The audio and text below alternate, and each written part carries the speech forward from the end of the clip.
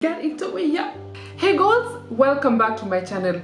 Let's face it, at some point we all go through dilemmas, and usually it's at a crossroad that involves making major life decisions, making major career decisions, or making dinner place decisions. That's not the kind of dilemma I'm talking about. Right now I'm speaking about the dilemma that I've experienced in my life recently, or that I am at the moment going through. The dilemma is whether to stay in Europe or move back to Kenya completely. I would be lying if I said I did not have an element of doubt. Thoughts of, is this a mistake? How about the years that I've invested in this country, the time learning the language? How about my love life? What if I forget the language? All those thoughts. My hypochondriac brain imagined every possible disastrous outcome from this decision.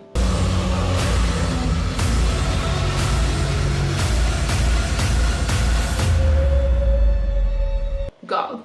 So what did I do? I decided to move back home, try it out as I keep my options open. Here's the funny thing, guys, and it's not even funny, it's actually deep, because I've taken time to ponder around it. When I'm in Kenya, my clothes are not any fancier. Money does not miraculously appear in my bank account. I'm not any skinnier. In fact, I eat like a cow, or right now, to be honest, look like the cow, okay? My romantic partner is not there to pet me or inject me with vitamin D that would leave me exploding in happiness and excitement. No, that's not the case. All these things that boost my dopamine level or like give dopamine kicks into my system, although that is not necessarily constantly happening in Kenya, I'm happier. I said happier. But yet, when I'm in Europe, where I have access to, you know, dreamy vacations, it's so easy to travel. I make more money when I'm here. I have so much freedom, romantic partners, call it like anything that people would naturally associate with being happier or what you need to be happy. I have that, but I'm still filled with doubt and anxiety, and it's a little confusing.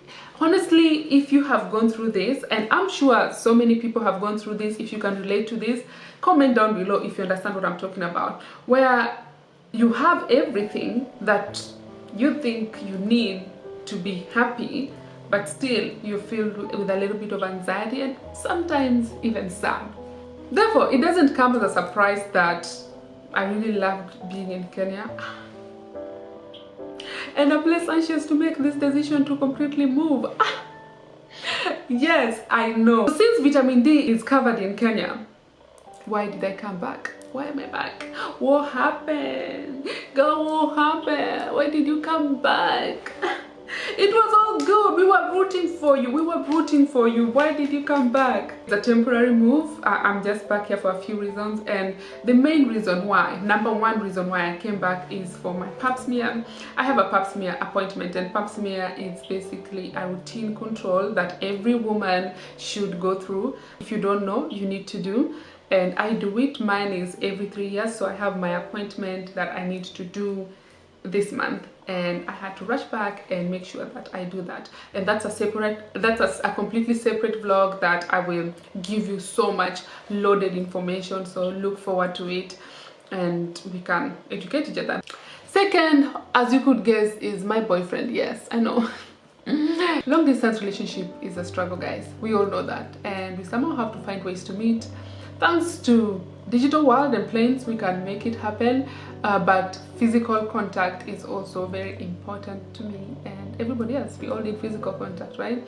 And as you all know, I'm not taking anyone home. That is a decision we have all unanimously made in this channel.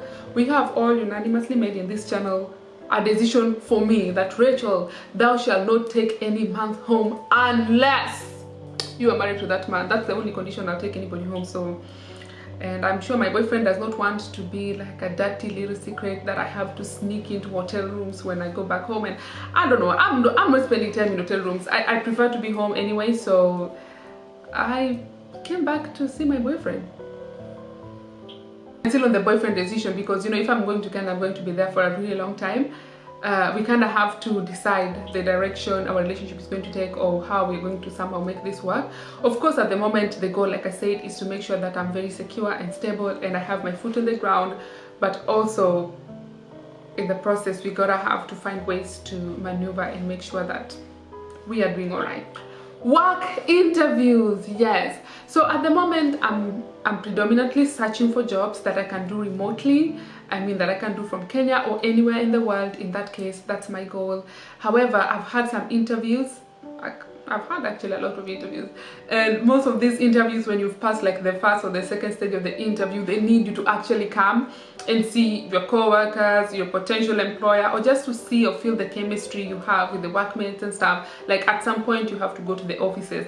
So I have piled up a couple of interviews that I have done, and now it's time to go visit them and also see for myself, like, do I really want to work here? Would I thrive here? Would I love this working place? How about this working environment? And do I like my colleagues and stuff? So I'm also here to do that, and those are also vlogs that I'm doing along the way. We can have work search situation vlogs if you guys are interested next time. A little bit of a sensitive topic. I'm not telling you to do it, but yes, I came here for my COVID vaccines. In the beginning, just like everybody else, I was a little bit reluctant, and I was like, you know, if you don't, there was so much uncertainty around the vaccines and stuff, so I took a moment. But now I'm back to get my vaccine. I must say this: if a family member or someone you really love or close to you get very affected with COVID, honestly, how you approach the whole vaccine thing will change. And for me, that's definitely the case. I am more than happy to have the vaccine. At some point I was gonna get it, but now I just feel like I was kind of slapped into having it because it got too real and too close to home. I was like, oh my goodness, anything that could potentially save me from this virus, I'm gonna take it. So yeah, I'm taking my vaccine. I'm not telling you to go do it or not do it, but personally I've decided to do it for myself and for my mental well-being. And last but not least, another reason why I came back is to give out my apartment, because I won't be here for so long. I'll be mostly in Kenya. I don't see the reason why I need to keep my apartment, keep paying rent and stuff. I could rent out my apartment temporarily. I don't want to still be paying rent while I can have someone stay here while I'm away. So I'm going to give my apartment for now, so that I have a more easy time digesting the process of my transition. So just in case I need to come back, I know there's a place I can go to. But I guess as time progresses, I'll be very certain on what to do with my apartment. So now I have some people who are coming to view my apartment this weekend, and also sometime here and there I have people coming in, and I'll decide on who I'm going to give my apartment for the time being. So, and in the process of that, of course, I have to pack my things. I have to kind of move-ish, like pack things, maybe take to the storage and just clear my life. So this move is getting real. At the end of the day, the major determinant, what's going to make the ultimate decision, is the job that I get. If I get a job that I can remotely work, guys, without a second doubt, I am going, and I'm going. Like, I will not even blink twice, honestly.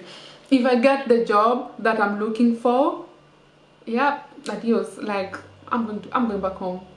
I'm going to be in Kenya earning Swedish money. You can't tell me nothing. You cannot convince me otherwise. I'll be there. The goal is to go back to Kenya towards the end of this month, immediately after my second COVID vaccine. I'll go back, or if everything goes as planned, I will go back then, or maybe early October. I'm not trying to be here during the spooky season of October when it's all dark and rainy and everything is just so scary. I want to be back home with my family, and yeah, I love you there. So that's why I came back to Sweden, and I believe everything is figure outable. I have a very explorative mindset as I navigate through this journey, and I'm happy to take you guys along.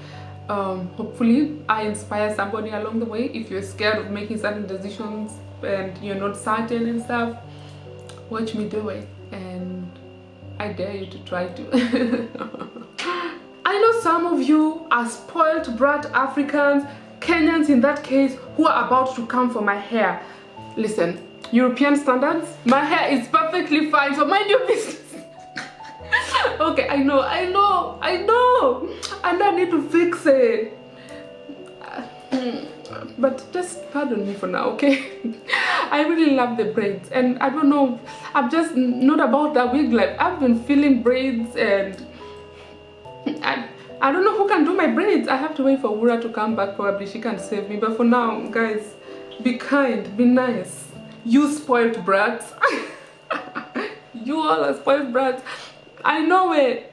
But be kind. So that's pretty much it. I hope you enjoyed this video, and if you did, subscribe. If you've moved back home, comment below. Instagram is at Otieno Rachel 8, and I'll see you, my lovely girls, in the next